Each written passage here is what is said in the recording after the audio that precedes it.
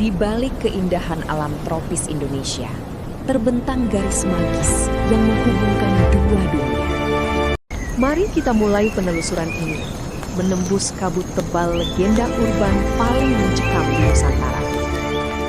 Beralih ke selatan Pulau Jawa, ombak Samudra Hindia menyimpan legenda maritim yang paling disegani. Pantangan melarang siapapun mengenakan pakaian berwarna hijau, warna kesukaan sang penguasa gaib. Di bibir pantai Pelabuhan Batu, berdiri sebuah hotel megah yang menyimpan rahasia spiritual masa lalu. Di dalamnya, kamar 308 sengaja dikhususkan sebagai gerbang mistis untuk menghormati sang ratu. Lukisan sang penguasa laut di kamar tersebut konon hidup. Matanya bergerak mengawasi setiap pengunjung. Di bawah perintahnya, Nyi Blorong, sang wanita ular emas, bertugas menguji ketamakan manusia. Ia menjanjikan kekayaan berlimpah melalui sisik emasnya, namun meminta imbalan nyawa sebagai tumbal akhir. Melalui upacara labuhan dan sesaji malam satu suro, manusia mencoba berdamai dengan kekuatan mistis. Upacara sakral ini menjadi pengingat abadi akan batas antara kesombongan manusia dan keagungan samudra. Tak hanya mitos alam, sisa sejarah kelam masa lalu juga meninggalkan jejak supranatural di bangunan kolonial.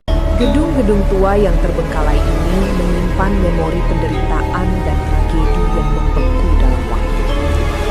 Menelusuri lorong berdebu yang sunyi, kita seakan ditarik kembali ke era abad ke-19.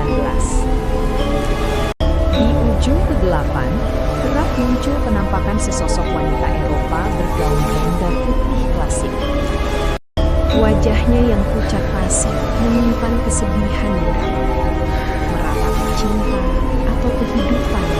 Seringkali, keheningan malam dipecah oleh alunan melodi piano tua yang berdenting sendiri tanpa pemain. Suara langkah kaki sepatu bot militer kuno juga kerap terdengar bergema di tangga-tangga kayu berderi. Foto usang keluarga kolonial Belanda seakan menolak diri dari dunia malam.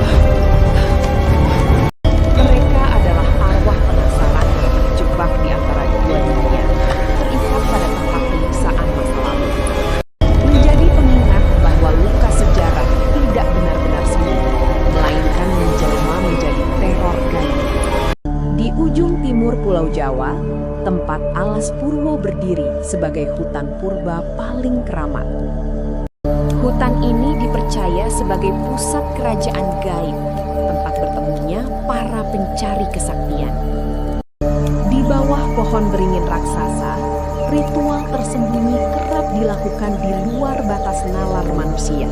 Konon, di balik pekatnya kabut, sering terlihat sosok penari mistis menari dalam kesunyian hutan. Wajahnya perlahan memancarkan aura dingin mencekam, menuntut pertukaran nyawa. Kepanikan instan menyerang saat korban menyadari telah kehilangan arah di tengah hutan. Cahaya senter hanya menyorot nisan tua tak bernama, bukti bahwa tempat ini adalah ujung perjalanan. Hanya menyisakan sehelai selendang merah tradisional di dahan berduri sebagai tanda tumbal telah diambil. Dan Alas Purwo kembali senyap, menyimpan rahasia gelapnya dari jangkauan dunia luar. Di era modernisasi, gedung-gedung pencakar langit Jakarta tumbuh megah, menggantikan rawa masa lalu. Namun di bawah gemerlap lampu neon metropolitan, masyarakat modern tetap hidup berdampingan dengan mitos.